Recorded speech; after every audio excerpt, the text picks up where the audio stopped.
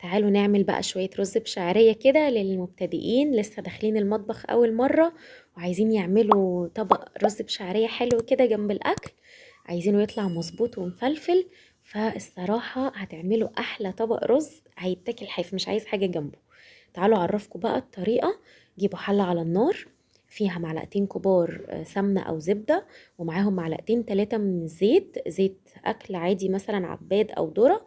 وضروري طبعا الزيت علشان الرز يبقى طالع مفلفل معاكم.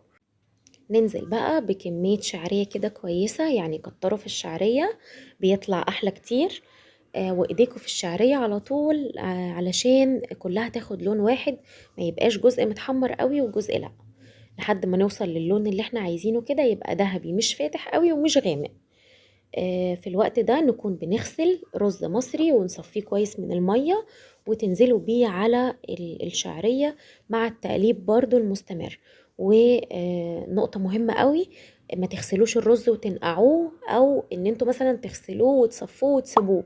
لا، يبقى اول ما تخلصوا الشعرية يكون الرز بيتغسل وتنزلوا بيه على طول مرة واحدة، علشان الرز ما يتكسرش معاكم وتفضل الحباية سليمة زي ما هي.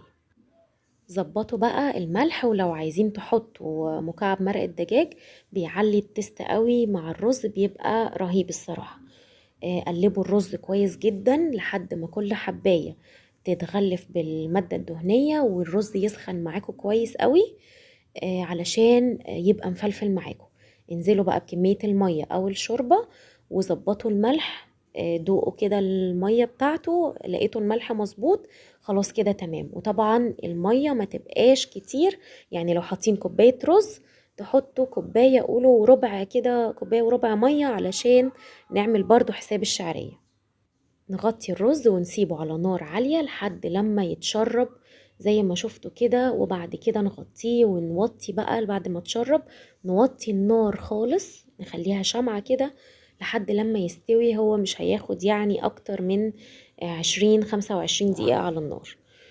شوفوا بقى، اختبروا الرز بتاعكم هتلاقوه احلى رز عملتوه في حياتكم. قدموه مع الخضار اللي انتوا عايزينه، بس هو الصراحة شكله كده عاوز يتاكل حاف. فجربوا ان شاء الله الوصفة تعجبكم، ولو عجبتكم ما تنسوش تعملوا لايك وشير للوصفة، وتشتركوا في قناتي على اليوتيوب إسراء غرس الدين، وتعملوا فولو لصفحتي على الفيسبوك مطبخ إسراء غرس الدين.